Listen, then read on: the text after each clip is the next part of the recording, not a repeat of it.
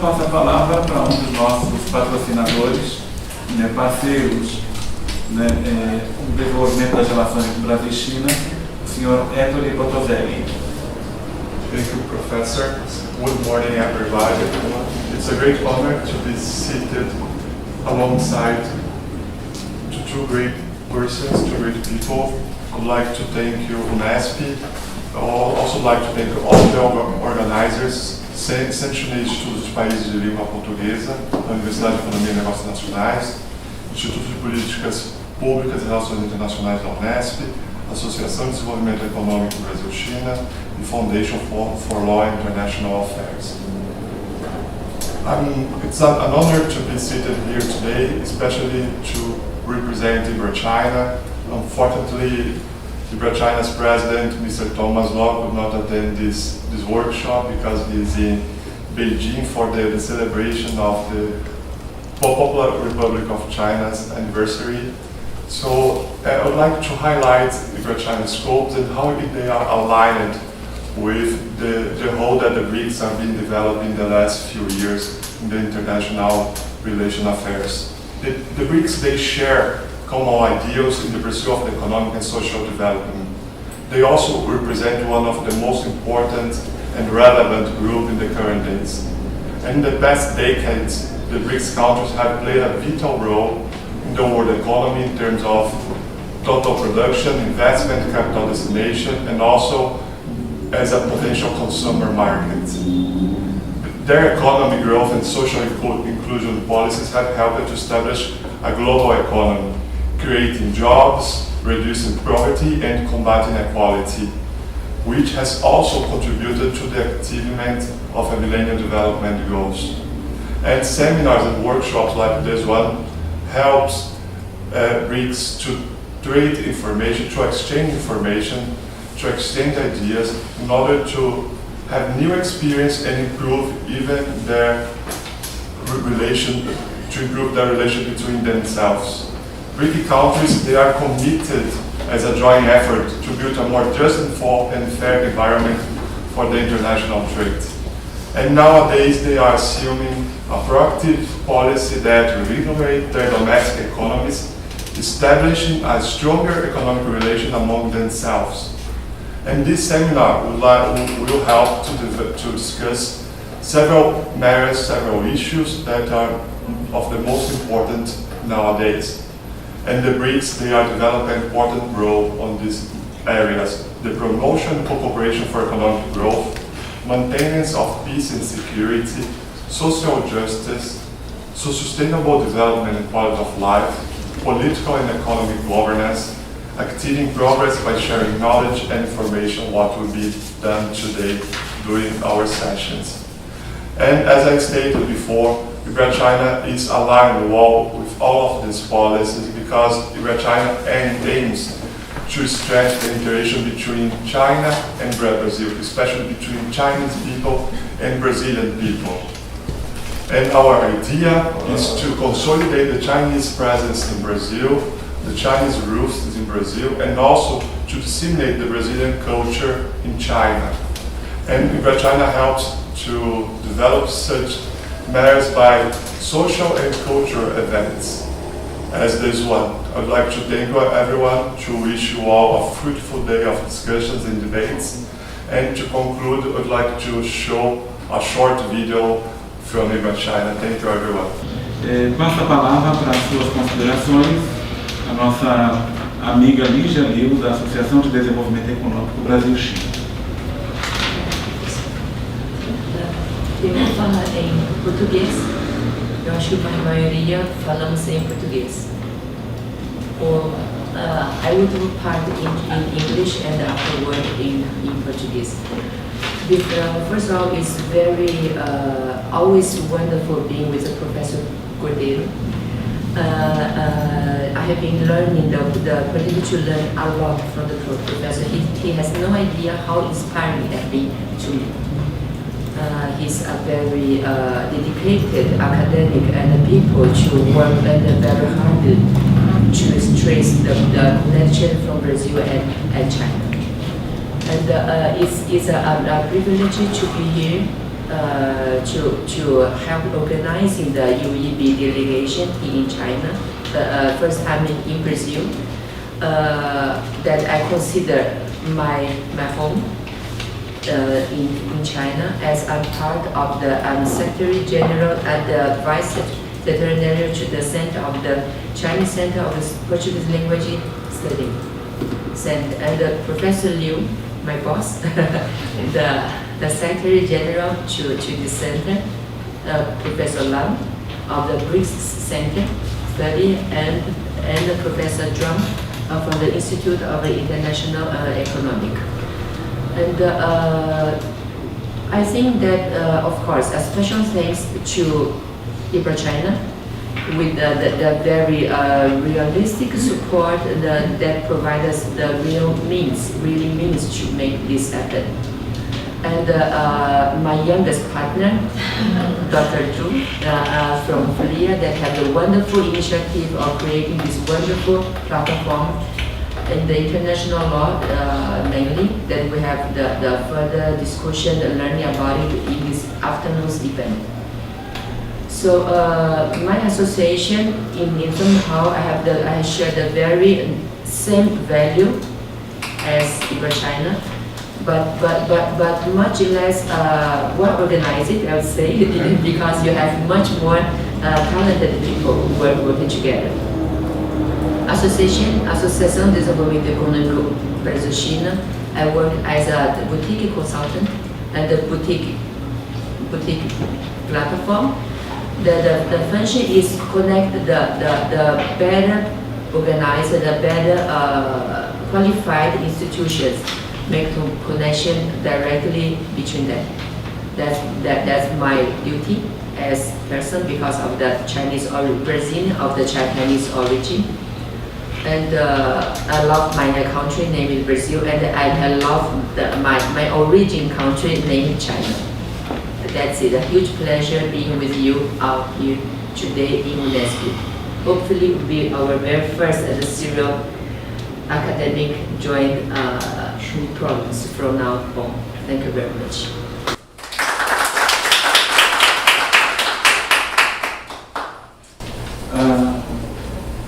Eu encerro essa sessão de abertura, agradecendo mais uma vez Héctor e Lígia. Eu convido à mesa a professora Xiaoming, né, que vai presidir os trabalhos, né, na sequência. All right, thank you very much for coming here, everybody. My name is Xiaoming Zhu, and thanks very much. Great thank you to Professor Carrillo for the kind introduction, to me, to Ligia, and to the event. So now waste more of your time. So first of all, I'd like to invite Professor Liu Jianlan to give the first presentation today. Please.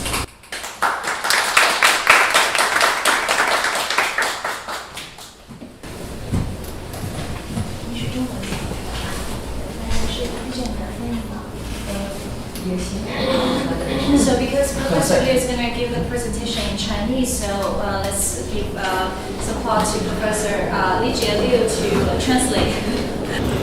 那么我今天要跟大家交流的主题呢，就是中国与葡语国家的合作精神研究，重点我会介绍中国与巴西的合作情况。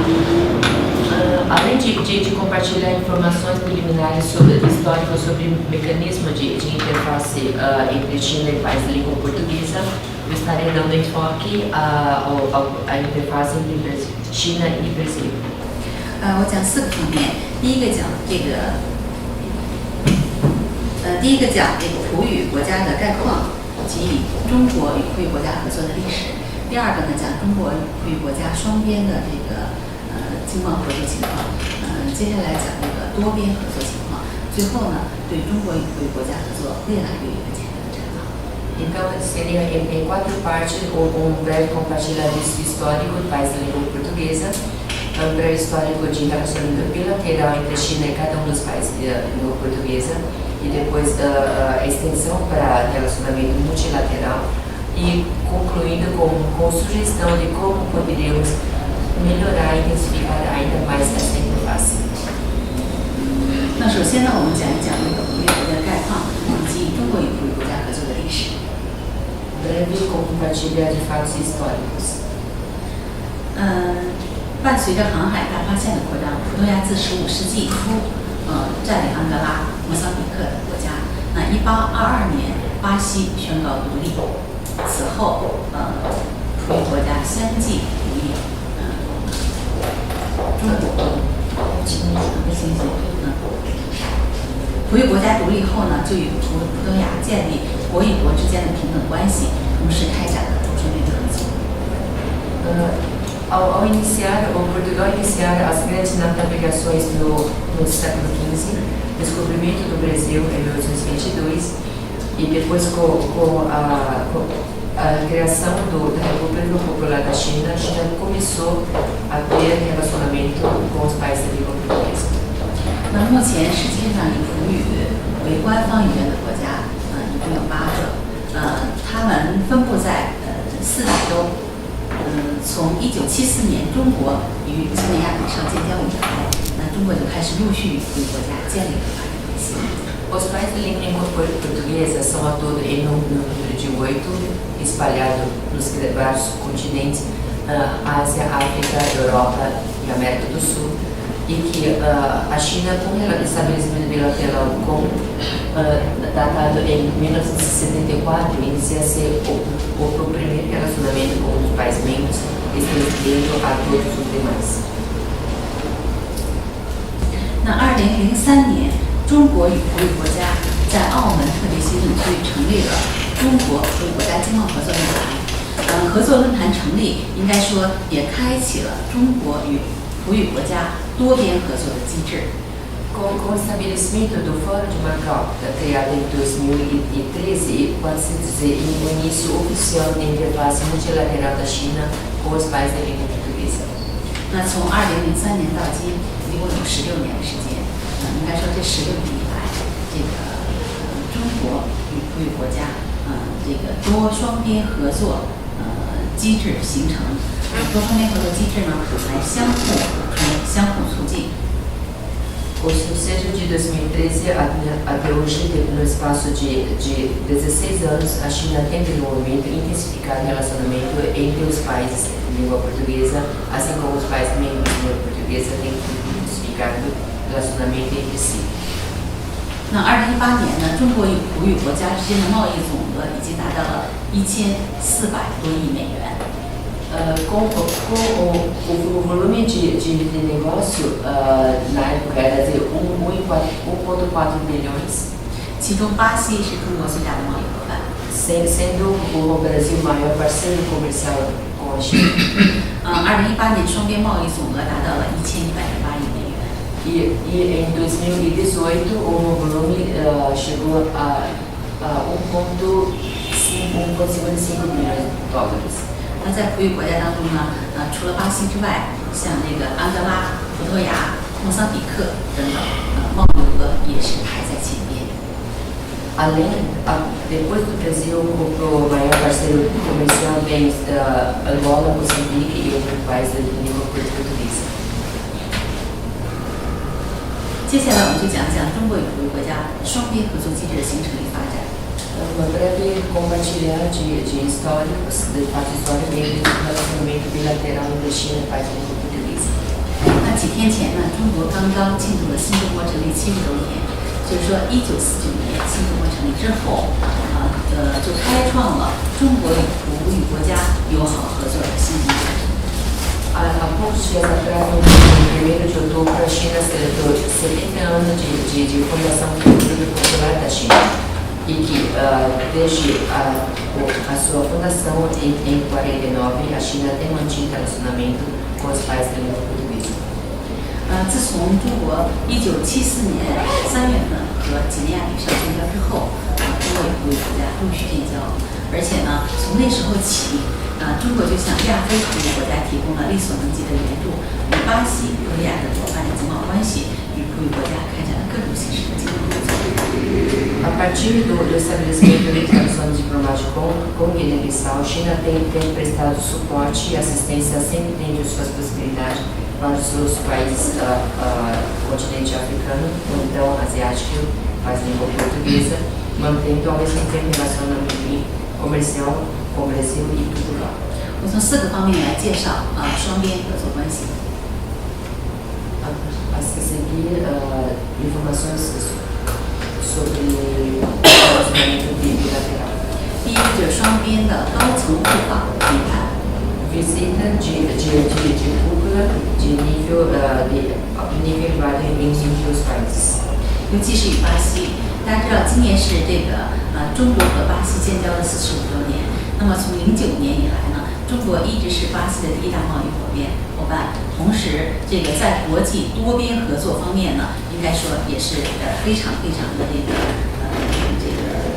非常多。那么巴西总统历任总统也是多次访华。Desde a criação estabelecimento do relacionamento de 2009 para cá, 45 anos, China e Brasil têm mantido de visita de alto nível. Vários presidentes chineses, brasileiros que visitaram a China ao longo desses tempos. 像今年5月份呢，副总统莫朗访华，也重启了中国与巴西高层协调与合作委员会。应该说，这个此次访华对中方加大对巴西的投资，延续中国在国际多边合作机制和协作等方面发挥了积极的作用。Com a visita do VPR General Mourão à China para participar do evento COSBAN, agora no maio passado, reinicia ou retoma relacionamento bilateral entre Brasil e China e que assim encoraja a China a continuar com os investimentos ao Brasil. 第二个方面呢，就是中国分别与国家建立战略伙伴关系。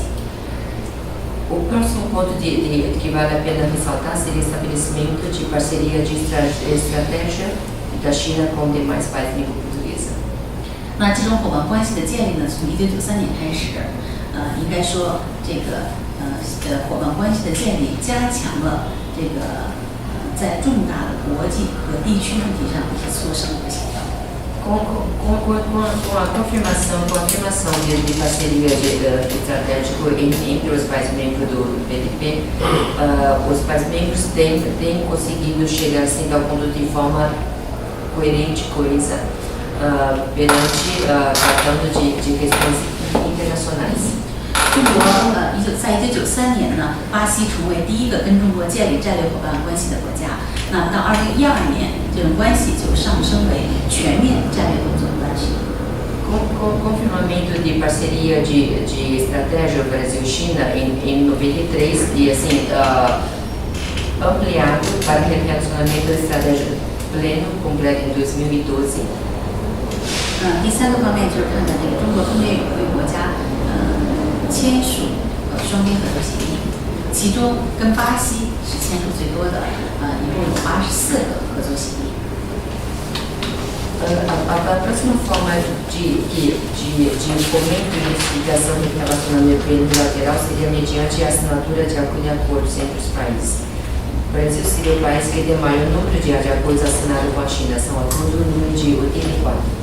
那合作领域呢也是非常的广泛，涉及两国政府的贸易、海运、科技、教育、文化、技术、医药、足球等等，非常广泛。Desses 84 frentes, né, eles cobrem não apenas o comércio, mas também o logístico marítimo, militar, cultural, essa área biomédica, ou seja, de forma bastante ampla e compreensível. 第四个方面呢，就是建立和发展双边合作机制。那中国分别与会国家建立了高委会、本委会等合作机制。因为这些机制的建立，也促进了双边经贸合作在这方面呢也发挥了积极的作用。Com a criação de comissão de alto nível, então como comissão mista, conseguiram-se criar mecanismos concretos para propiciar a cooperação entre os países. 同时呢，2003年成立了中葡论坛。这个中葡论坛之后的话呢，每一届会长会议上都通过一个经贸合作行动纲领。Através do plataforma Fórum de Macau, do encontro ministerial iniciado desde 2003, a sua fundação, tem, através desses encontros, discutido e definido o plano de trabalho ao longo do período até a próxima edição. 应该说，中葡论坛成立16年以来，对促进中国与葡语国家这种双边的关系发挥了积极的作用。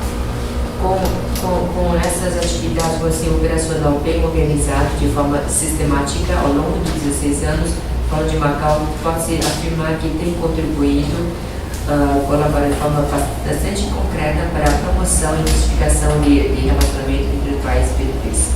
所以呢，这时候我们开始讲第3点，中国与葡语国家多边合作的这个形成。Com essas informações podemos vislumbrar, constatar eficácia de mecanismo de multilateral entre China e os demais países PDPs. 那为什么要成立中葡合作论坛？它的背景是什么？ Qual foi o propósito e o plano de fundo da criação do Fórum de Macau? 大家知道，去年是中国改革开放40年。那1978年改革开放以来，中国经济也是出现了快速增长的一个良好的势头。那2013年成为全球最大的贸易国。同时呢，按照这个走出去以及引进来的发展战略，这个积极的融入世界。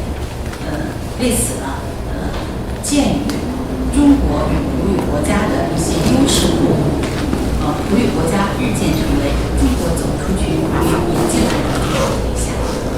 Com a abertura econômica da China em 1978, que fez 40 anos no ano passado, a China a China conseguiu tornar-se o maior país de comércio no mundo em 2013. E a partir de então a China percebe a necessidade de melhor internacionalizar-se, além de ir para going overseas, assim como tentar fazer com que o seu país seja mais receptivo a recursos e contatos do contexto da comunidade internacional. 那澳门呢是中国中西方文化交流最早的地方，它与这个葡语国家和中国这边联系上有一个非常独特的一些优势，所以说在这个澳门回归祖国，中国澳门特区成立之后，那在03年，中国与葡语国家就共同创立了中葡合作论坛。Macau sendo ponto de convergência da cultura da China e o país de língua portuguesa, que a partir do handover, ele adota o sistema de país, dois sistemas, demonstra ser a plataforma perfeita para esse ponto de encontro da China com o país de língua portuguesa. 那中葡论坛成立以来呢，应该说取得了积极的成效。É totalmente pertinente fazer a afirmação que o Fórum de Macau tem mostrado resultados bastante concretos ao longo desses 16 anos. 一是政府间的合作更加密切。 Primeiramente, com a cooperação entre os governos. 二是贸易投资快速增长。 E depois, sendo rápido crescimento de investimento e comércio. 2003年中葡论坛成立的时候呢，中国与葡语国家的贸易额刚刚超过100亿美元。那到去年的年底的数字呢，就显示贸易额已经上升到1473亿美元。 Desde seu fundamento em 2013, o volume de negócio era de 10 bilhões de dólares. E em 2018 houve um aumento de 25%, passando para 143 bilhões de dólares. 其中巴西是中国与葡语国家最大的贸易伙伴。 E o Brasil sempre permanecendo como o maior parceiro comercial da China. 这个图表大家能看到。 Os dados numéricos estatísticos conseguem se ter uma melhor ideia do volume. 第三个方面是合作领域不断的拓宽。 E o próximo aspecto seria uma ampliação de frentes de cooperação. 03年中葡论坛框架下的合作领域只有7个，那到去年呢就增加到20个。 De 3 segmentos no início do estabelecimento do Fórum de Macau, em 2013 até o ano passado, foi ampliado para 20 segmentos. 第四个是合作成效逐步彰显。Depois também o próximo ponto seria a constatação do resultado concreto dessa interface. 尤其是“一带一路”倡议的提出，有效促进了中国与富裕国家的贸易往来。Com o lançamento da China, the Belt and Road Initiative, ele consegue intensificar ainda mais o relacionamento comercial, inclusive entre China e os PRPs. 一会儿我们庄教授还要就“一带一路”做这个详细的这种交流跟大家，我这就不再多说了。A minha colega, o professor John, fará uma palestra direcionada no Belt and Road Initiative, deixarei para ela mais compartilhamentos.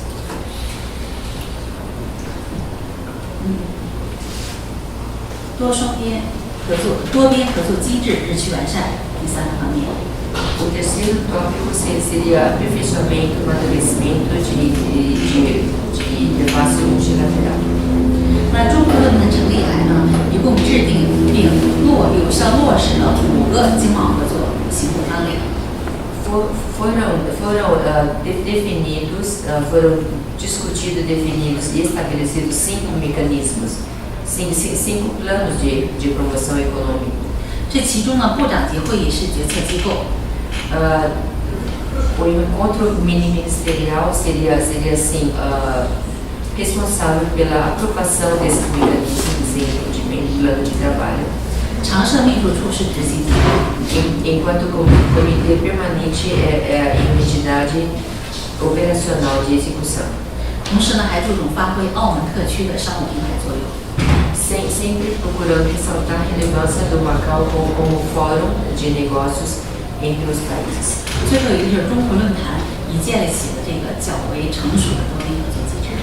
Ou seja, por aí posso constatar que através do Fórum de Macau conseguiu-se criar um mecanismo extremamente muito bem amadurecido, forma de interface entre China e países portugueses. 那应该说中国与普通国家合作源远流长。那么自03年中国论坛成立以来呢，多双边合作机制并行形成一个很好的合作局面。 Ou seja, constatar-se que a partir de 2013, a criação do Fórum de Macau até os dias de hoje, através de interfaces bilaterais e multilaterais, o Fórum de Macau tem conseguido resultados concretos bastante expressivos. 那未来呢，我们也希望在合作领域上要进一步的这个拓宽。 Nós gostaríamos sempre de conseguir ampliar ainda mais ou aprofundar os relacionamentos existentes. 地方和省之间的合作要更加深入。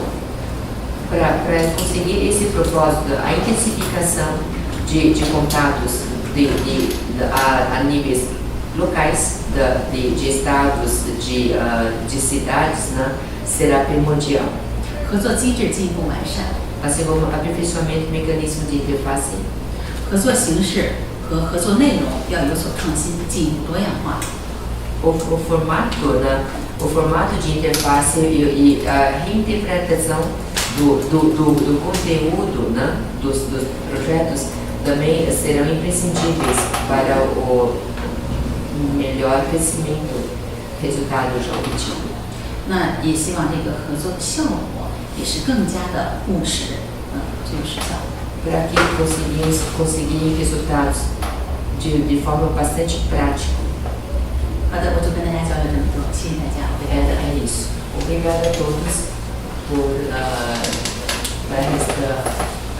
para assistir à minha apresentação.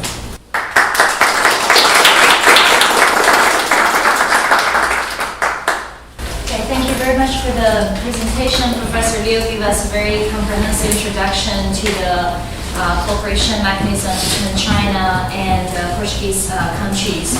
So next one, let's invite Professor Ri Zhang to give us introduction to the cooperation mechanism between China and the Belt and Road Initiative countries. Good morning, everyone. Nice to see you here. It's the first time I visit Brazil recent days. It's really impressed me. This morning, I'd like to explain Chinese BRI to you and the opportunities for BRICS economic cooperation. My lecture including the following two parts. First one is about Chinese Belt and Road Initiative. The second one is about the prospect of our BRICS economic cooperation. So two BRI, right? First one is Belt and Road Initiative. The second BRICS, BRICS. So we will, I'd like to explain some Chinese opening up policy this stage. Okay, our BRI, Belt and Road Initiative, someone may be heard, in Chinese we say 一带一路. 一带一路, one belt, if we translate it directly, maybe one belt, one road. But our official documents, we seldom use one belt, one road. We use BRI, Belt and Road Initiative. Why? Because it's not only one. It's not only one. Okay, this opening up idea based on the ancient time, our Silk Road. Everyone knows so many years ago, long ago, we have Silk Road. And based on the Silk Road, we explore our cooperation with many economies, many regions. We exchange our views, learn from each other, so it's very good. But based on Silk Road, this idea, Chinese government, recent years, we suggested, okay, Belt and Road Initiative. This Belt and Road Initiative, what's a belt? What's a road? The belt means Silk Road economic belt. The road means 21st century maritime Silk Road. So one is on the land, another one on the sea. So remember our friends, the road on the sea.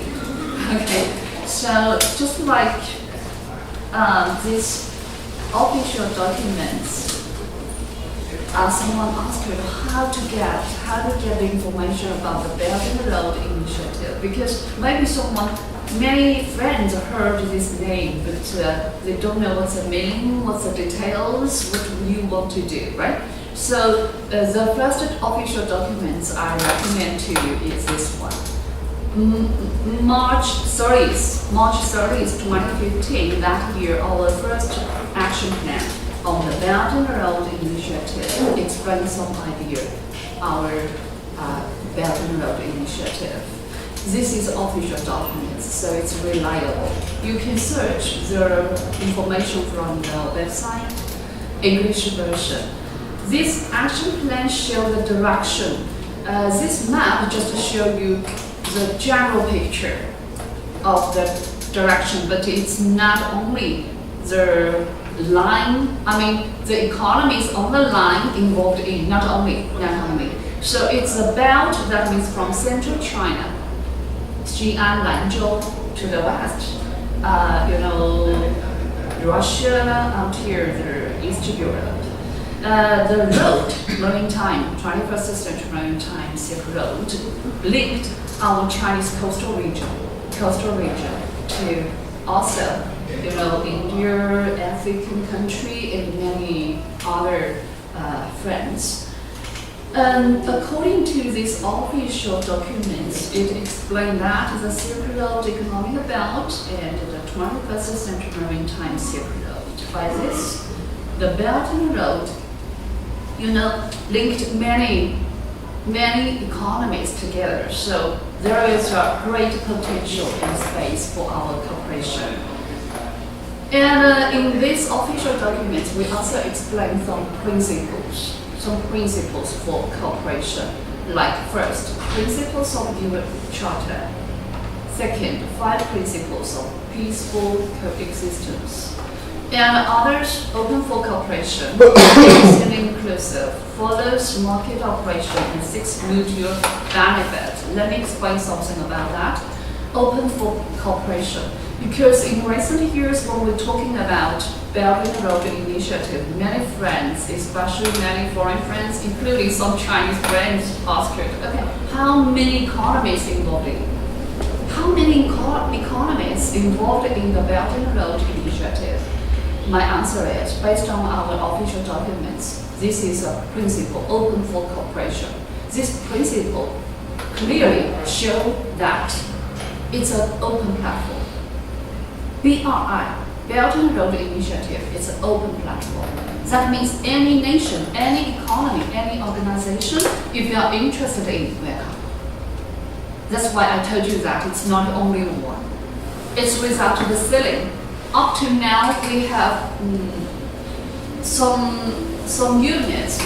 They say that okay, more than 60 economies involved in the BRI, but not limited to.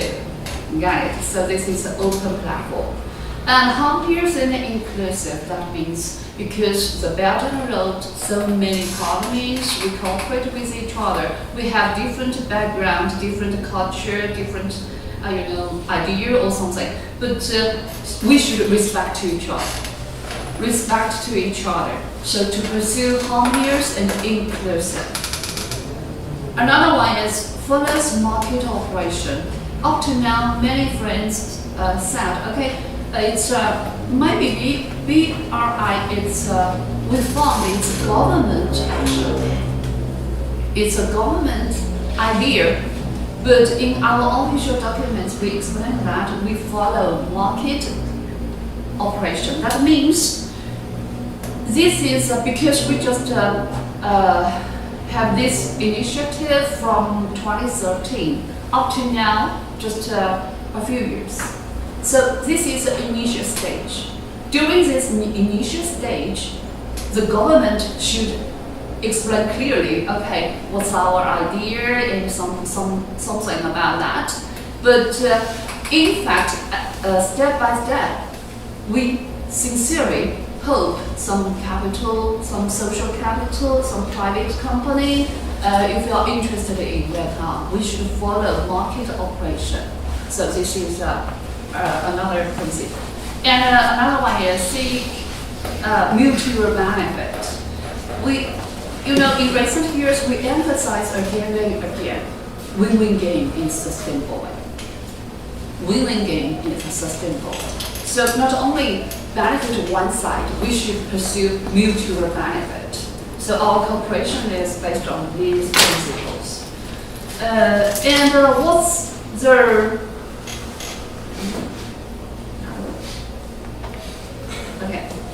What's the cooperation priorities? 5 aspects. According to our initiative, we emphasize we should deepen our cooperation in the 5 aspects. Policy coordination. That means different countries, different economies. We want to cooperation. We should exchange our views, especially the macro level. The macro level, the government should exchange our views, our ideas to got some consensus. So this is a policy coordination. Second, facilities connectivity. Because in so many countries, the common thing we need, the common demand is improved infrastructure. For example, in African countries, because I also teach some English courses for foreign students in our university. So I heard some friends, because I told them, okay, Chinese, we have a very good experience for reform and open. For example, if we want to do some new things, we will select some small parts to try. To do experiment, that means if successful, the whole nation will follow. If failed, okay, we change our idea, So it's a very good experience. That's why the beginning of 1980s, we set up SEZ, Special Economic Zone in coastal region. Because we want to open, but we are not sure whether or not our policy will work. So we select coastal region, some small cities to try. To do experiment. We set up this kind of SEZ from 1980s until 1992. Okay, our president at that time, our leader, Deng Xiaoping, visited that SEZ and he said, okay, our experiment is here, it's successful. So after that, the whole nation followed. It's really a very good example, very good experience for China. I told them, and they, a few years later, they back to China and told me that, Professor, we also learned from China to set up SEZ, Special Economic Zone, in our country, but why not so successful? The key reason I think is infrastructure. Infrastructure. If your infrastructure not so good, even your policy very good, preferential policy you gave to foreigner, maybe they will not enter. So infrastructure will benefit people, benefit businessmen, benefit all of us. So we emphasize we should improve facilities connectivity. That's why, just a few days ago when I arrived in Brazil, I think, okay, I sincerely hope BRI will make great progress. If we, improve our infrastructure or realize facilities connectivity, maybe we needn't fly so long time from China to Brazil, more than 20 hours, right? So it's really our common interest, I think. The third thing is unimpeded trade. That means all countries, all economies, the BRI, the Belt and Road economies, we should try our best to reduce the tariff between us. And that means to try our best to reduce the barrier between us, the trade, investment, and so on, right? Because if we do that, it can benefit everyone. And another one is financial integration. Financial integration, that means so many projects, so many big projects, we will improve our infrastructure and so on, need a lot of money. Only one country, single country cannot do. We should cooperate with each other to realize financial integration. For example, that's why you can understand that why China suggested and we set up AIIB, Asia Infrastructure Investment Bank. And Asia Infrastructure Investment Bank, how many members, original members in it? 57. 57, not only China. China suggested, but we welcome everyone. If you're interested in, we can do together. So that's why Asia Infrastructure Investment Bank, we have original member 57. Up to now, more and more partners join in. So up to now, maybe nearly 100 members join in AIIB. We should realize financial integration to fund some big projects. And another one is people-to-people grants. Our Belt and Road initiative, because touched many fields, so every field we need people to do, right? So we should improve our people-to-people bonds. We should understand each other, learn from each other, and we can understand each other's culture, language, many things. This is people-to-people bonds. Recently, another official document that we recommend to you is 2017.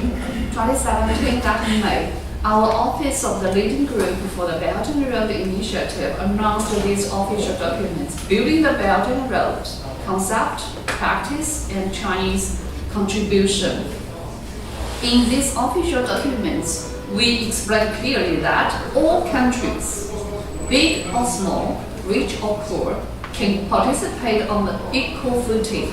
This cooperation is public, transparent, and open, and brings positive energy to world peace and development. A very, very new official documents I would like to recommend to you. This is the third one I recommend the official documents to, is this one. 2019, this April 22nd, our Office of the Leading Group for Promoting the Belt and Road Initiative announced these official documents. The Belt and Road Initiative Progress, Contributions, and Prospects. Remember, we have 5 aspects for cooperation under BRI. And these official documents explain up to now how about the progress. So according to that, by the end of March, this March, Chinese government had signed more than 173 cooperation agreements with more than 125 countries and 29 international organizations. And these official documents also said the Belt and Road has expanded from Asia and Europe to include more new participants in Africa, Latin America, and South Pacific. So we have more partners. According to the statistics, under BRI, it's really promote the bilateral investment.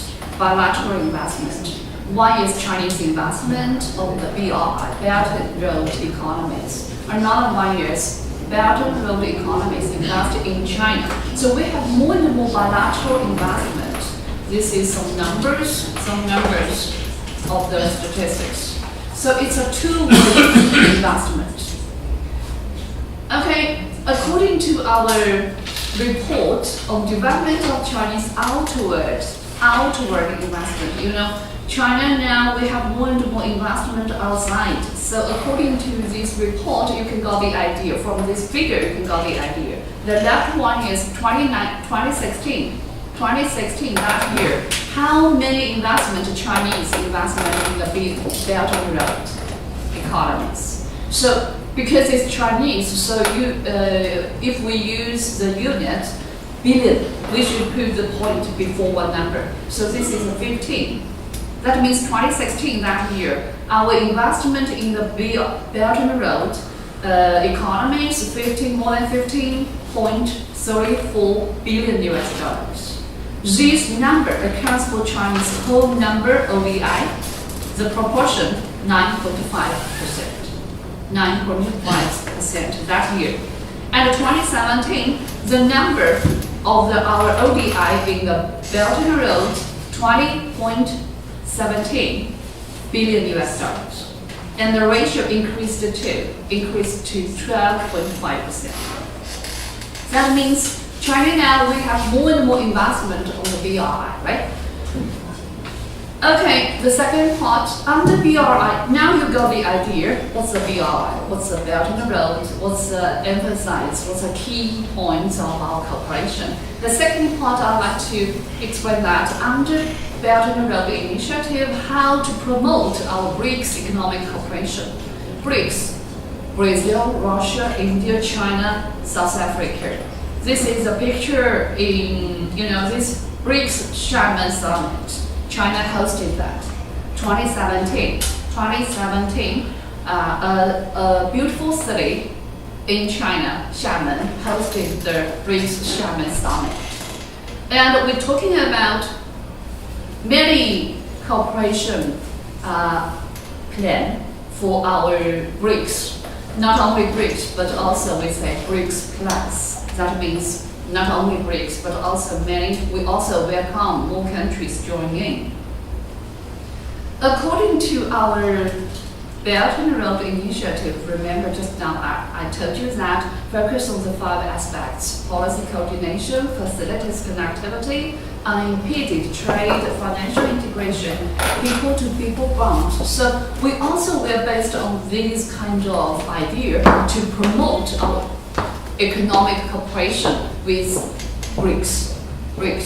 So let me show you this figure. This is a 2017 Chinese top 10 trading partner.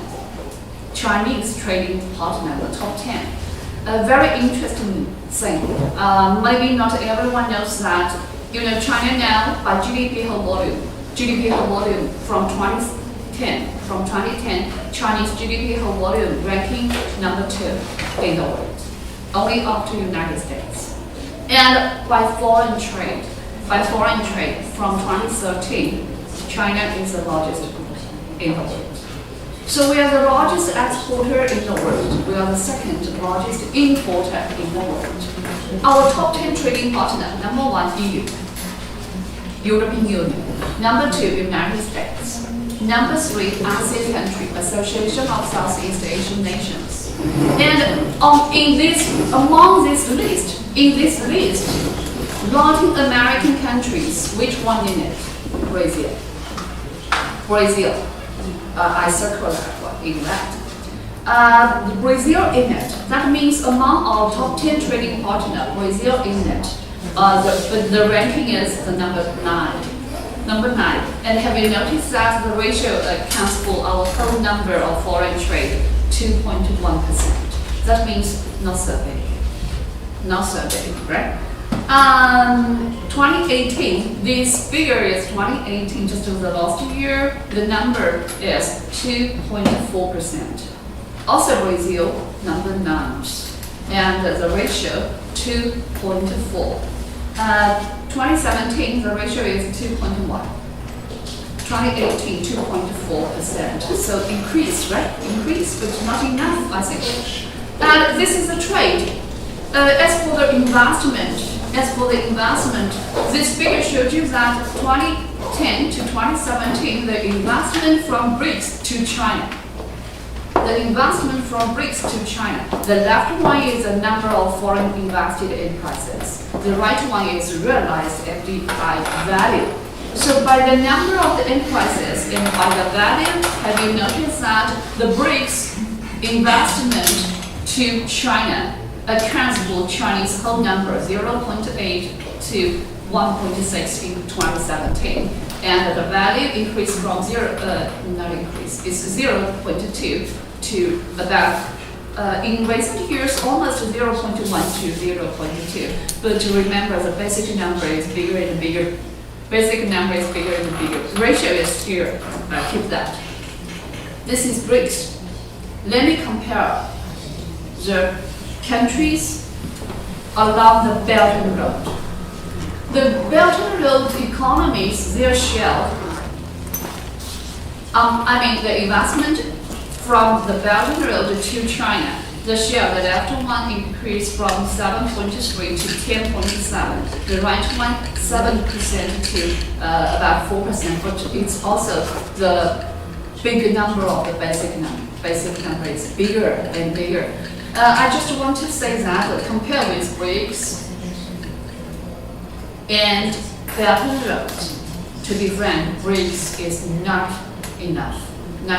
So we need to do more.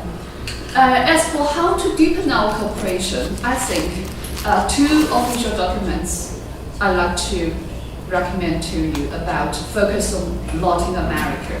First policy paper. Chinese first policy paper on Latin America is 2008. 2008 is at November 4th. China announced our first policy paper on Latin America and the Caribbean. In this policy paper, we explain clearly how to promote our economic cooperation, not only economic cooperation, our cooperation.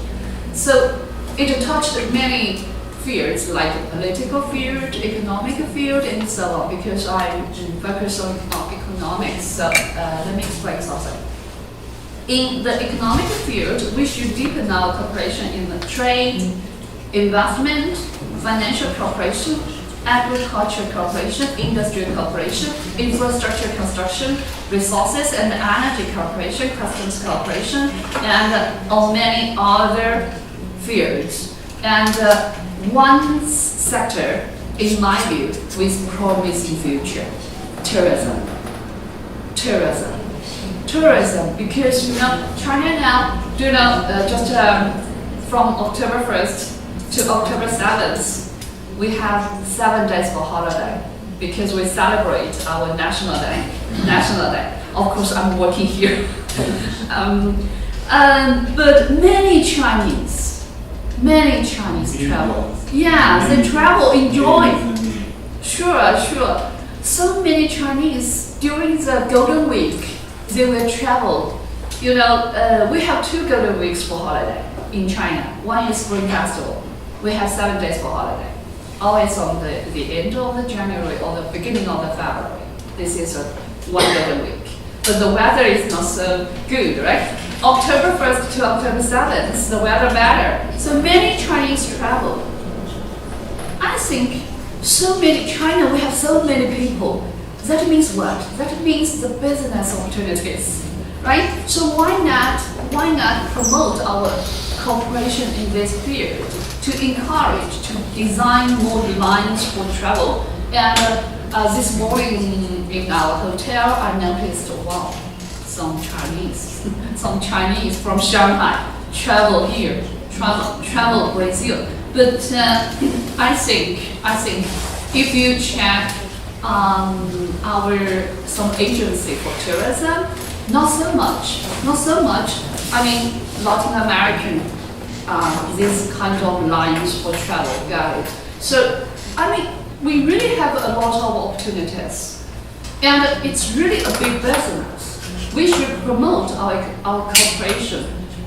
It's really we can do right now because tourism can benefit both sides. Why not? And economic and technical assistance, multilateral cooperation, and so on. The second policy paper we announced is policy paper on Latin America is this one, 2016. 2016, the first one is 2008, right? The second one is 2016, November 24th, our policy paper on Latin America and the Caribbean. Based on the second policy paper, we emphasize we should deepen our cooperation based on 1+3+6. 1 means cooperation plan. This cooperation plan, whole name is China, Latin American, and Caribbean countries cooperation plan. This is 1. The 3 means trade, investment, financial cooperation. The 6 means 6 different subsectors like energy industries, infrastructure, construction, agriculture, manufacturing, scientific and technological innovation, and information technology, and so on. So 1+3+6. Up to now, I think we also follow this one. We have a lot of the opportunities. How to do? I think we should do more to promote bilateral understanding, bilateral exchange on many fields. For example, investment.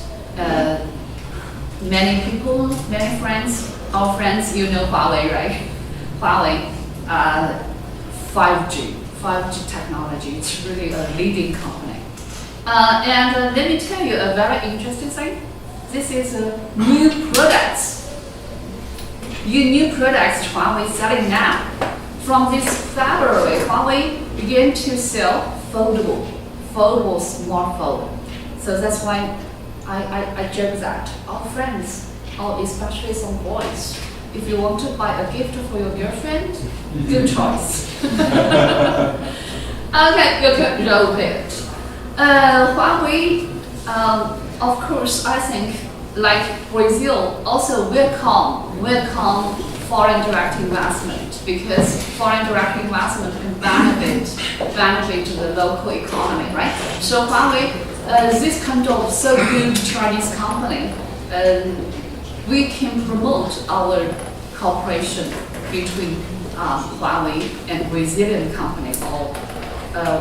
I think Brazil also can provide some better environment for our businessmen like Huawei and so on.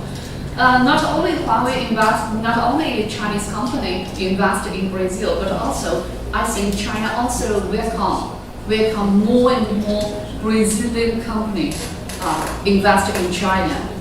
This picture is one Brazilian company signing a cooperation contract with a Chinese company because Brazil also good at producing the car, auto parts, and so on. So they provide the auto parts for a Chinese company because that company producing the car.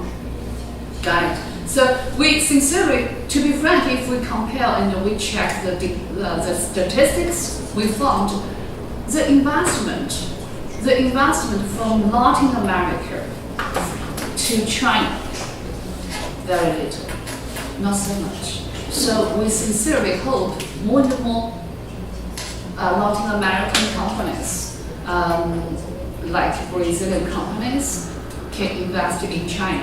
China recently we have this year we issued a new law. This law is foreign direct investment law. According to this law, we will provide more convenient environment for foreign direct investment, and we will do everything we can do to protect the investors' rights.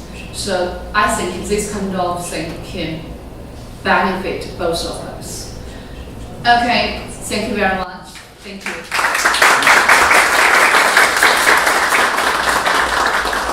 Muito bem-vindo a todos. Eu compartilharei minhas pesquisas em relação ao tópico BRICS.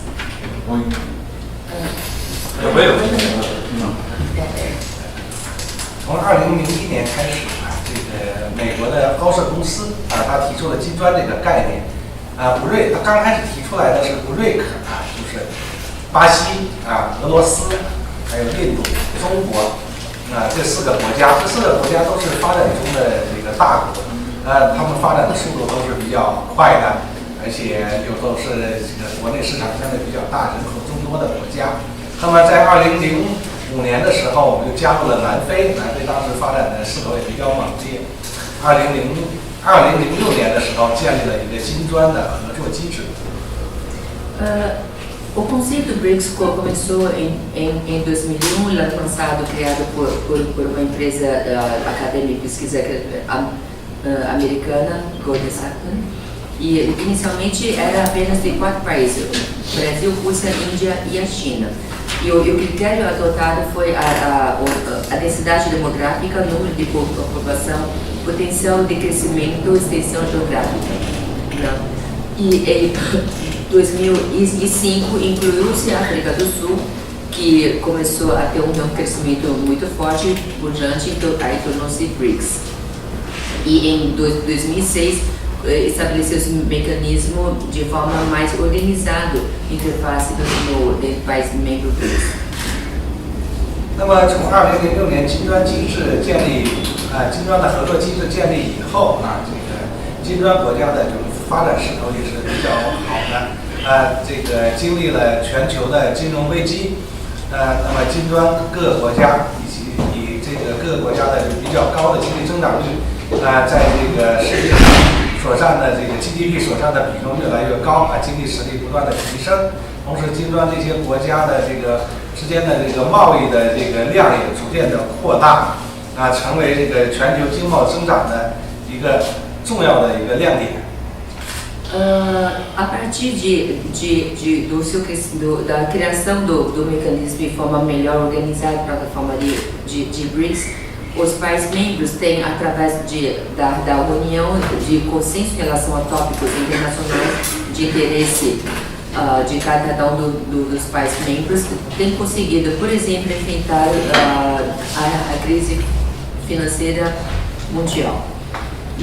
Além do mais, entre relacionamento bilateral de comércio entre os países BRICS de forma bilateral e o consenso no contexto político tem conseguido contribuir com um bloco o crescimento positivo do desenvolvimento econômico no contexto internacional. 金砖国家互相为对方的重要的贸易伙伴。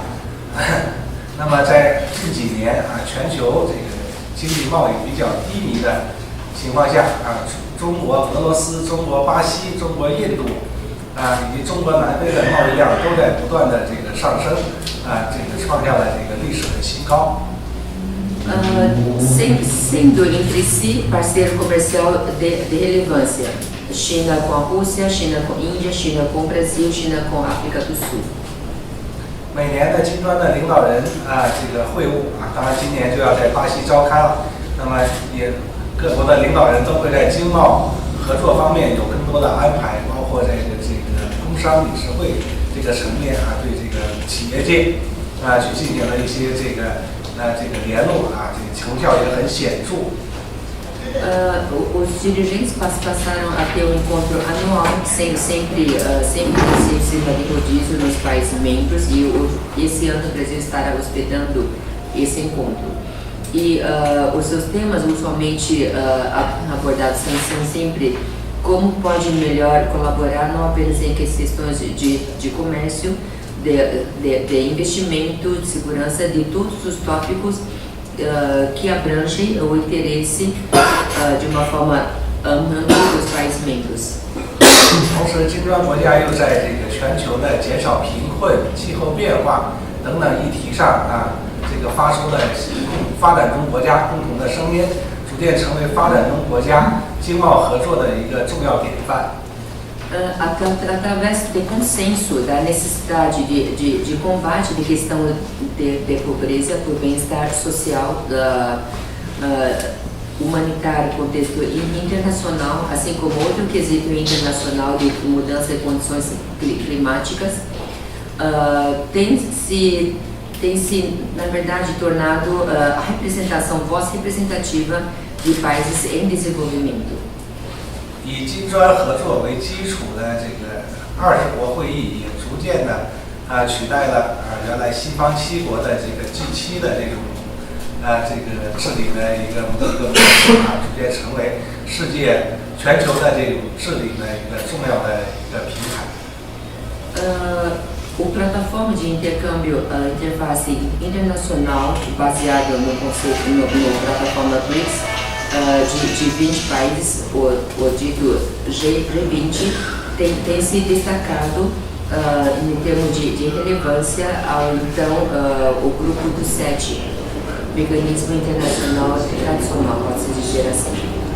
但是我们也应该看到，金砖国家在合作的过程中也存在着许多问题。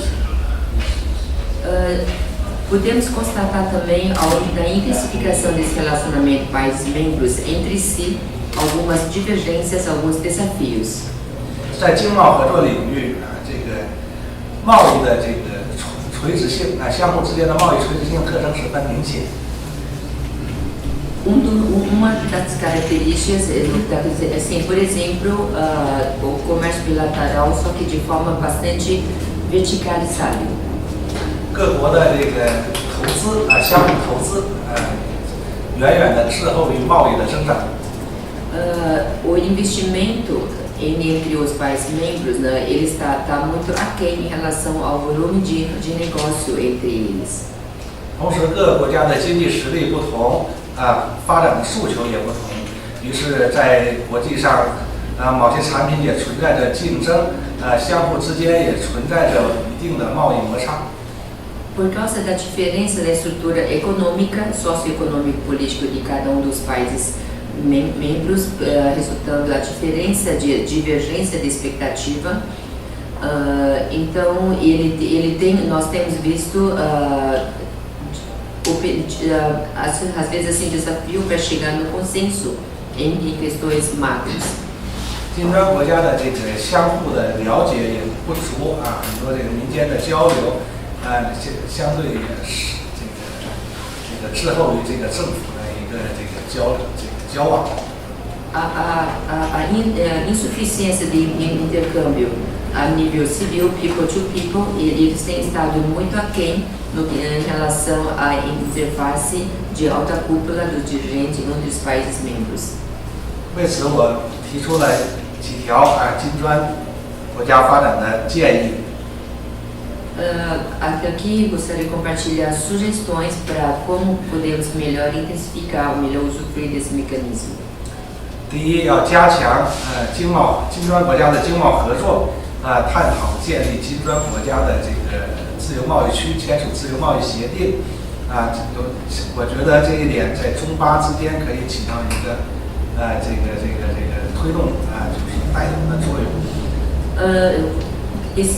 Criação e estabelecimento de intensificação de intercâmbio comercial entre os países, por exemplo, criação de zona de comércio livre, poderia, a meu ver, colaborar com a diversificação e intensificação do comércio bilateral entre Brasil e China.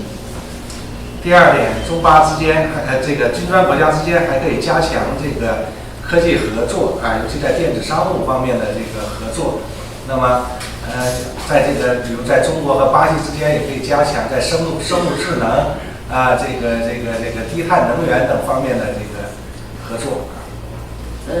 Podemos também identificar a cooperação no segmento de tecnologia, por exemplo, a implantação do sistema de comércio eletrônico e assim como maior interface de biotecnologia, entre outros. 第三要推动金砖国家各国家的基础设施建设方面的合作推动金砖国家的项目投资尤其是中国的投资这个像其他金砖国家的这个更多的去投资，那么把中国的一带一路和金砖的合作机制去结合起来。Podemos também reforçar ainda mais o investimento de infraestrutura nos países membros do contexto BRICS, intensificação de investimento direto nos países membros e que depois estender a adesão à iniciativa Belt and Road Initiative. 第四中国作为这个全球的进口大国，应该扩大进口对金砖国家的这个工业品的进口。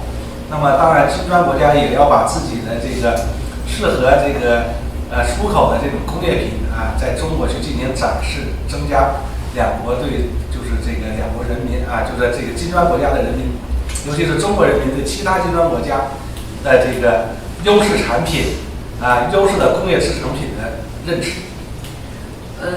A China, como país membro do contexto BRICS, tradicionalmente exportador de excelência, ela tem procurado fazer a sua parte também para atender a demanda de seus consumidores pelos produtos de qualidade, produtos importados de qualidade.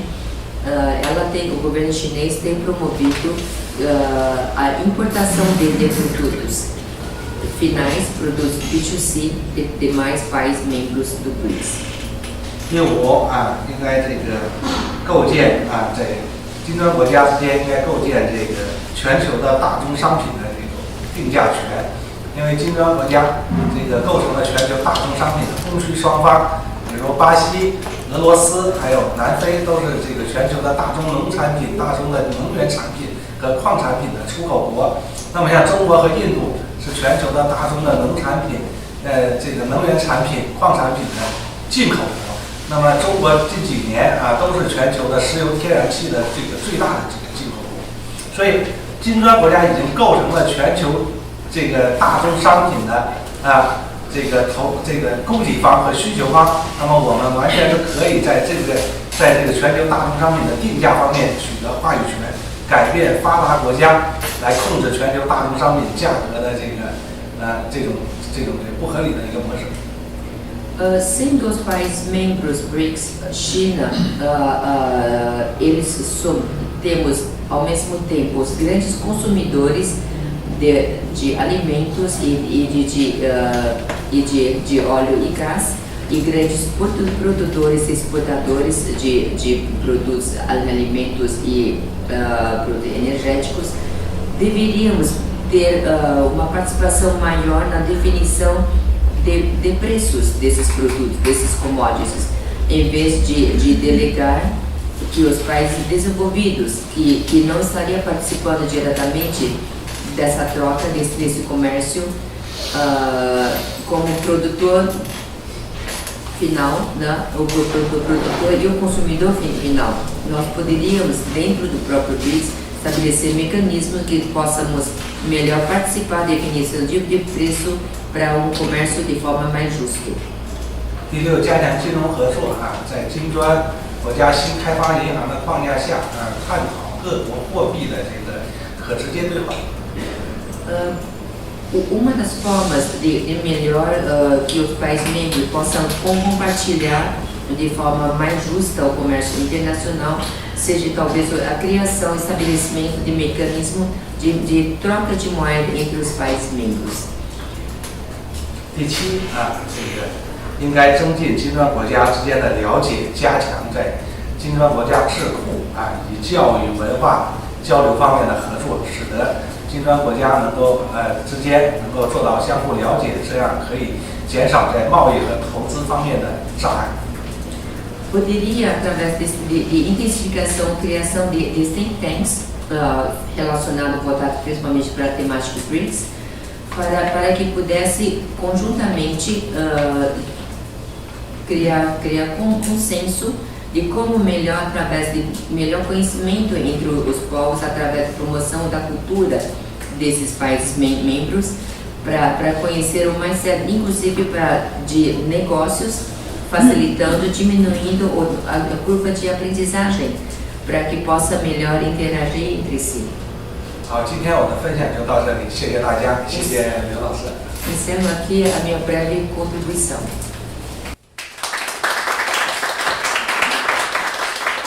I have a question. Please. I will try to do in English. Okay, please. About the Belt and Road. In last October, the U.S. Congress approved the BUILD Act, the better utilization of investment leading to development.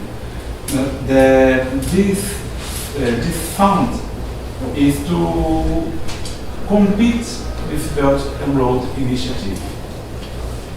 What do you think about this? In the same moment that the U.S. authority talked about the Belt and Road as a debt trap.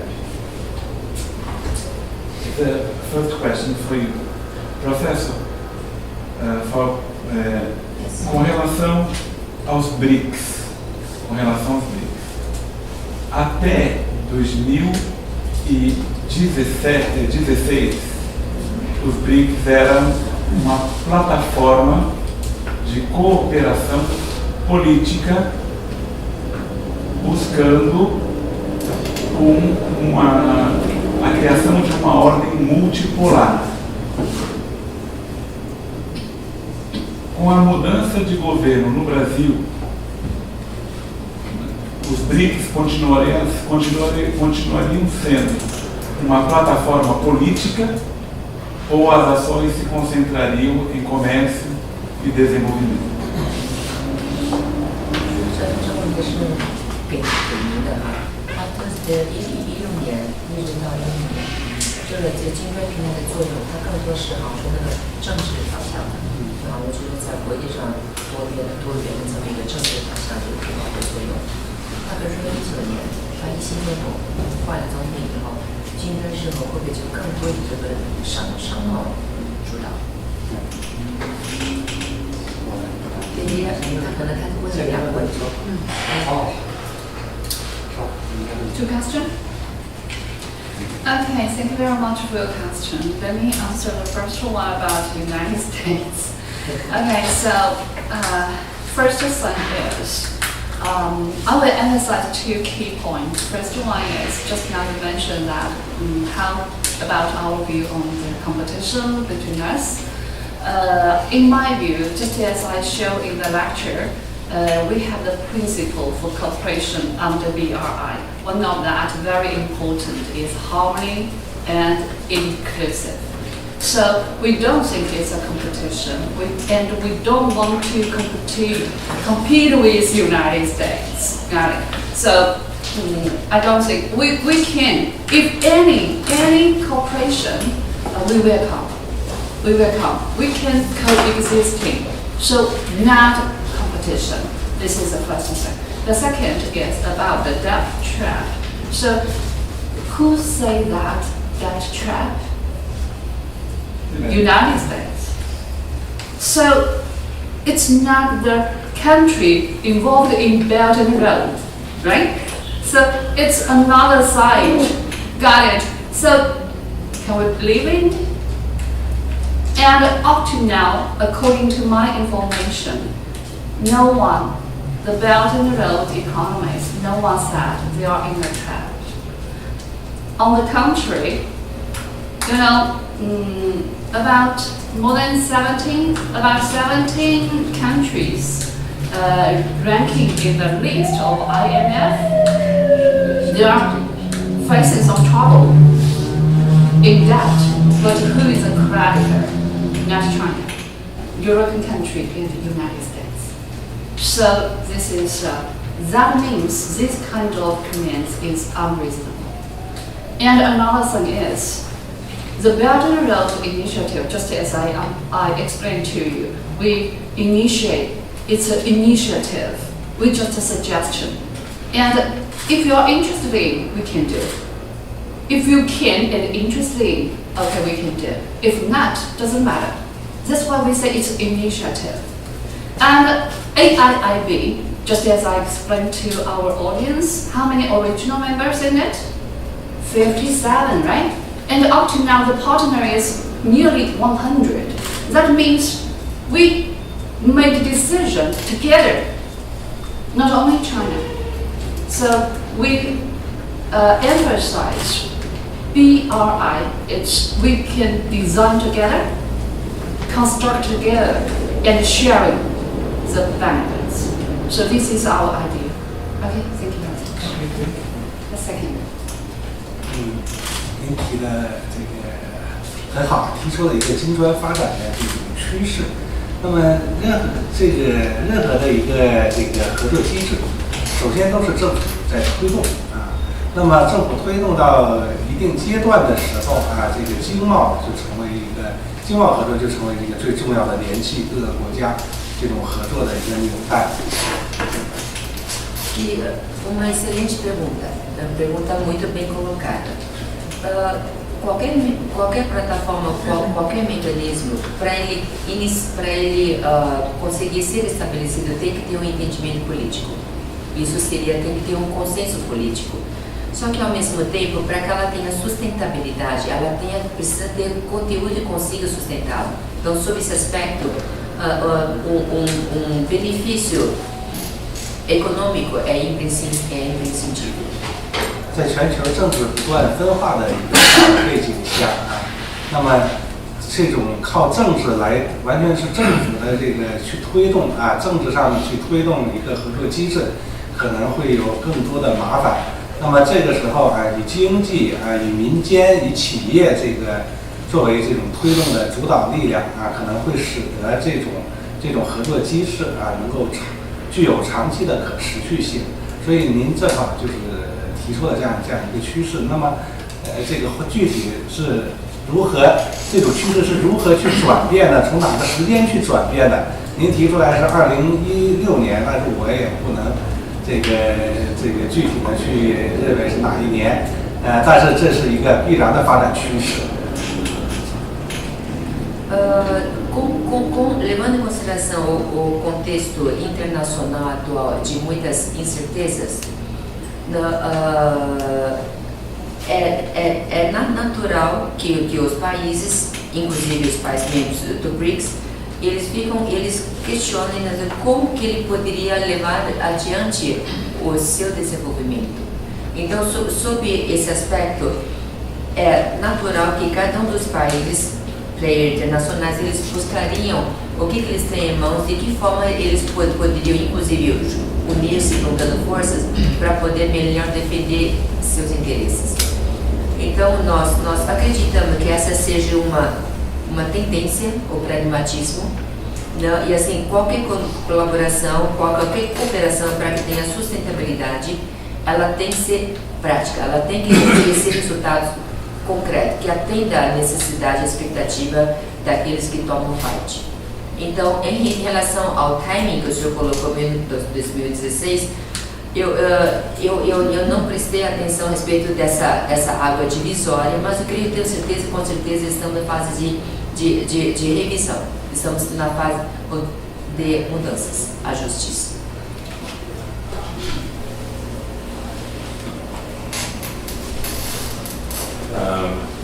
I'd like to... Sorry, before the question, would you mind to introduce yourself? Sure. Okay, No thank you so much. Hi, my name is Tomas. I'm PhD research at UFBC University. And I would like to ask Professor João Rui,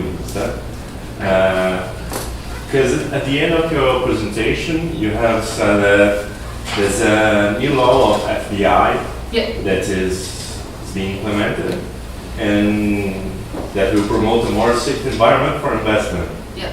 And I would like to, if you can, explore a little more about that. Okay. Thank you very much Thank for your you. question. This is a new law. According to this law, we will try. That means at the beginning we just tried. Just as I told our friends, we have a very good experience. We will try something. If we want to do some new things, we will try. So from 2013, that September, we select Shanghai. Shanghai, not the whole city. Small part of Shanghai to try the new way management system for foreign direct investment, FDI. The new way is negative list. Negative list. Negative list means what? Okay, for example, a foreign investor want to invest in China, you have to check a guideline, a catalog for foreign direct investment. It lists in so many sectors, right? It's a positive list. But for foreigner, it's very difficult to check, okay, one by one. So, and after that, you should apply for the investment, and until, you should waiting, and until they agree, okay, you can enter, you enter, but you need a long time, and you need maybe the energy and so on. So in order to make the investment more convenient, we try negative list. That means, okay, we only show which sector foreigner cannot enter, or which sector with some limitation. This is negative list. So at the beginning, we select Shanghai to try 2013, and 2014 we add 3 pilot free trade zone. Up to now 18. So try step by step. Okay, successful, and this year we issue this law. The whole nation, the whole China using the unified negative list. That means foreigner, if you invest in China, you only need to check the negative list, and if not in it, you can enter. So, of course, for foreign investment, very convenient.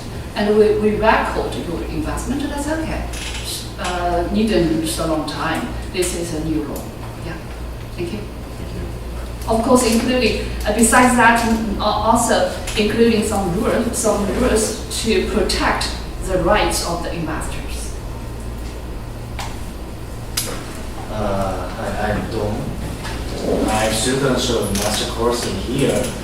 At first, thank you very much for all the professors. Are you Brazilian? Are you national? Where I didn't get it. Sorry. I'm Dong. I'm from the South Korea. South Korea. At first, thank you very much to all of the professors. I'm also studying about cooperation between Brazil and South Korea. Actually, Brazil is attractive and interesting countries for East Asia country because of the enormous population, enormous natural resource. But in the part of the commercial trade, there is a difficulty to Asia country. I think it is main point is the physical distance entry between Brazil and East Asia. So it takes 24 hours by the airplane. Yes, but it's a physical limitation to Asia country. So, but especially Brazil, in the case of Brazil, we don't share the Pacific Ocean. It is a very disadvantageous for East country to trade with Brazil. So in that points, why China choose the Brazil is an important country to do commercial trade. I want to know about that. And second question is there any political proposal to develop or maintain the BRICS?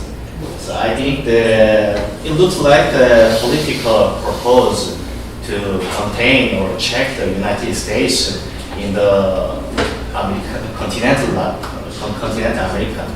So it exists or not? I just want to hear about your opinion about it. Thank you. Yes, 对，两个问题。这个问题是这个中国为什么会选择？不是选择的问题，它不是选择的问题。经贸合作是有一种这个民间的自发性。那么，可能你是韩国的学生，那中韩的贸易是远远超过中巴的贸易。因为你从地域上来讲，中韩是比较接近，而且自从中国和韩国签署了自由贸易协定之后，中韩的贸易是爆发性的增长。那么中国和巴西的贸易，它呈现了一个相对垂直性的特征，就是我们从巴西进口了大量的农产品、能源产品，那么这是中国经济发展的这个比较迅速的一个体现。我们要进口大量的这个产品来支持我们的经济增长。那么这是中国的和巴西的。那同样，我们中国的制造，中国的那个制成品相对来讲物美价廉，这不光是巴西去进口，全球各个国家都会去进口，包括韩国也是来进口，所以这里面相对来讲，中韩的贸易是远远超过中巴的贸易。但是如果从未来来讲，如果中国和巴西我们在自由贸易协定上签署了自由贸易协定之后，那么可能距离上不会成为一个中巴之间的一个这个影响中巴之间贸易的一个障碍可能更多的是两个国家在信息上的交流在这个民间的这种教育合作方面的这种交流，使得信息更加对称使中巴的贸易增长会更快和这个中韩的贸易的之间的差距也会减少。Very well shared question. I cannot say that I agree with the word choose. Why China choose Brazil? I think that for everything that happened, it should happen. The willingness from the both parts. So as far as for the business volume, the Brazilian and Chinese business volume, the China and Korea's business volume, I can say that China and Korean business volume is much huger than the Brazil and the China's. And I can also mention that the volume business between the Korea and the China developed increased a lot after we created the FDI, the free trade zone. I think that the creation of the free trade zone helped a lot to improve the commercial volume between our two countries, Korea and China. And the China and the Brazilian trade relationship is a very particularity that Brazil have the resources that China needs. So in its case, it's kind of very natural that China imports a lot from Brazil, and the Chinese products is very competitive. Not toward Brazilian product, but as well all the international products.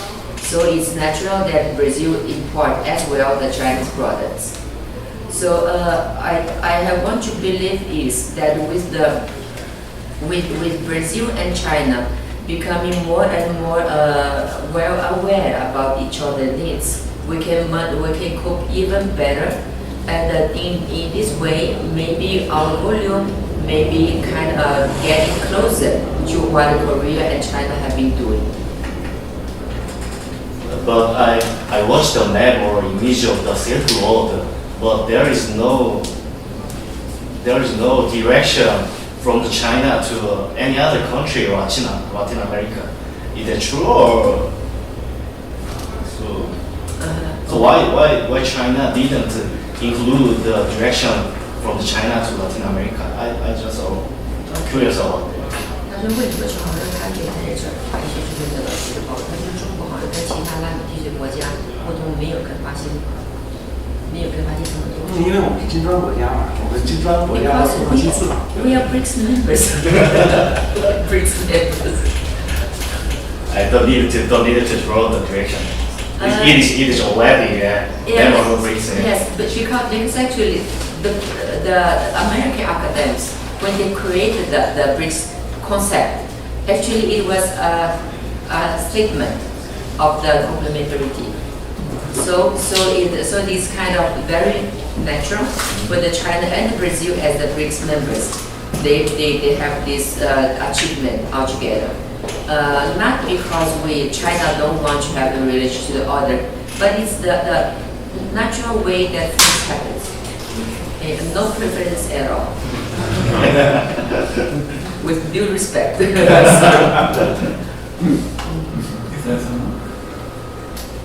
Please, yes. First,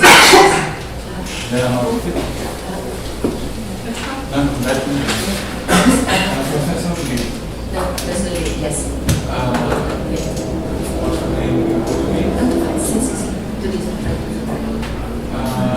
Do ponto de vista da diplomacia brasileira, o Fórum de Macau não tem muita importância. Porque a participação do Brasil no Fórum se dá por meio de um segundo secretário, um conselheiro da Embaixada do Brasil em Pequim. Porém, a importância que o Brasil dá para a China é muito grande. Mas o Brasil se prefere relacionar com a China ou por meio de relações bilaterais ou por meio do mecanismo dos BRICS e não pelo Fórum de Macau. A pergunta é, independentemente disso, como que o Fórum de Macau ele desce para o nível da intenção para a atividade prática, não no nível do governo, mas no nível da sociedade civil, das classes empresariais e das universidades. 是这样，刚才讲到了中国论坛呢，它是从03年开始到现在已经10多年了。那在这期间的话呢，每3年召开的这一次常级会议，它都会制定这个经贸合作的这个行动纲领。这个实际上是从政府层面的一个公平性进行一个引导，然后在这个框架下，实际上民间的活动，我觉得一直积极的进行。O Fórum de Macau, desde sua criação em 2013 até o dia de hoje, né, ele tem sido conduzido sempre definido através de encontros ministeriais, né, e que assim, na verdade, além dessas linhas, né, de ação de cooperação de interface tendo sido criado, a interface entre a sociedade e nível civil, né, ele também está acompanhando paulatinamente e vem intensificando ao longo do tempo. 刚刚我也讲到了，对于未来这个中国与葡语国家合作这个展望上，就是除了这个合作层次、合作内容要进一步拓展以外的话，合作的形式还有在进一步创新啊。所以这些我觉得，刚刚他讲的这个问题，也应该都在未来。比如说，在这个中国与葡语国家这个部长级会议行动纲领制定上，应该有所考虑。我想这个中葡合作、中国葡语国家的合作应该是全面的合作啊，不管从这个政府层面、国家层面到民间层面，我觉得应该是一个整体的推进。这一点的话，我们也相信，中国的澳门在其中发挥着特别重要的积极的作用。Conforme a apresentação que eu compartilhei agora há pouco, né, devemos não apenas diversificar a interface dentro dos países de língua portuguesa com a China, através de cloud, assim como intensificar os acordos já estabelecidos. Eu creio que é a direção do esforço conjunto de como poderíamos, através desses encontros ministeriais, para que a gente consiga amplificar e identificar o relacionamento. Obrigada. Se eu posso fazer um pedido para que esse demais fizesse uma autoapresentação, os atendentes, não é? Para que o pessoal soubesse quem esteja presente. Okay, everybody, would you mind to introduce yourself? Then the Chinese delegation member would be better knowing about you. Who are the attendees and why you are here? You're interested to know about this presentation. Maybe we can start with. By this way, please, you please. Eu sou fulano de tal. Everybody, my name is Francisco. I'm together with the delegation of Lia and Xiaoming. I've studied international relations in Fakampi. Afterwards, I went to China to do my master's degree in Tbilisi University. And I got back and I finished my economic course in Fakampi now as well. Currently, I'm studying for Hiranku, so you guys know that it's a very hard test. And I have a side job which is working with Xiaomi, and I represent Lia here in Brazil. That's basically it. Happy to be here, happy to be helping in this event.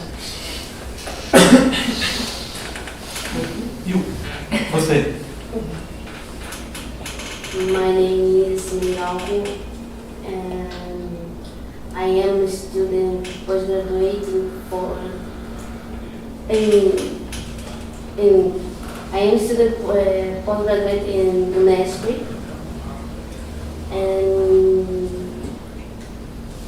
in relations affairs. You are a Brazilian? I am from Angola. Angola. Ok. Ótimo. Bom, se quiser falar em português. Seu nome? Eu já sei, I'm Dong from South Korea. I'm a student here in South Korea. Also in study, especially cooperation between Brazil and South Korea in part of the defense industry. So this strategy of China is more strategic and more detailed. So I just learned about your strategic cooperation between Brazil and China. So thank you. Hi, my name is Cássio Lemos. I am a PhD student here at Santiago program, and my research is about Russia energy policy. It's a pleasure to be here. Good morning, my name is Letícia. I'm a PhD student here in the program, and I study in Eastern Europe and as a competitive pressure region between Russia and Germany, but also the region's relations to China recently. Rudolf? Okay. My name is Xi Linghong, from China. And this afternoon I will give a short presentation to you guys, and we can communicate with each other this afternoon, okay? My name is Maureen, I'm from Angola, and I'm a PhD student of international relations here. And I'm here to learn more about Brazilian, China, and BRICS in general, because it's so interesting about the international relation that China has with the African country, and it's very visible in my opinion about the expansion of China in Africa, and it's very interesting for me to understand in general what is happening in this activities education about the foreign and the international relations with the African countries, and I think that's all. Olá, meu nome é Ariel, eu ainda estou na graduação, estou no último período e eu pesquiso a política externa da China. Você é de qual escola? Eu estudo na Universidade de Mogi das Cruzes. Graduação, hein? Não, sim. Do lado, Daniel. Hi, my name is Daniel Veras. I am a PhD in social science from the Pontifical Catholic University of São Paulo. I'm a former professor of Hubei University in China.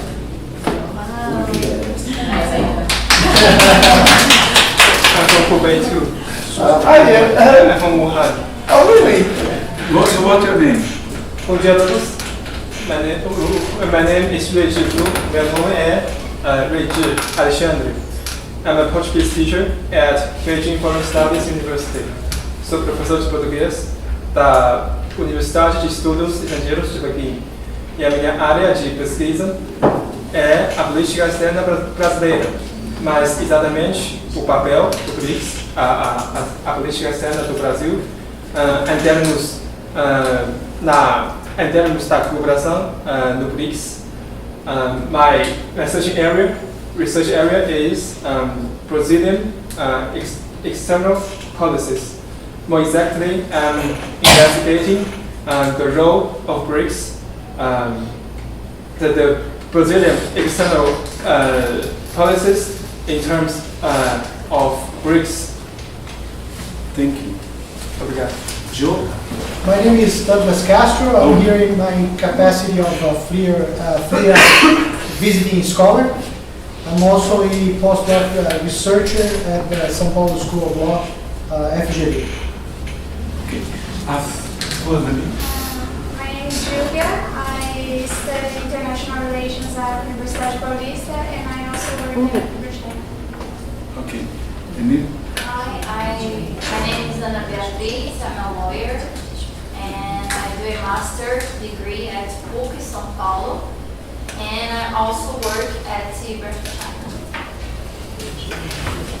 Hi, my name is Alélia Ribeiro. I'm a professor at the University of ABC, and I teach in international relations graduate, and I've been studying China since, I don't know, for 10 years, and Chinese economy and Chinese expansion in work in African countries and Latin America, and Okay. My name is Tomas. I'm a KG student from the University of ABC, and I'm researching about the policy of control capital that China has implemented from the 70s to now, and that's it.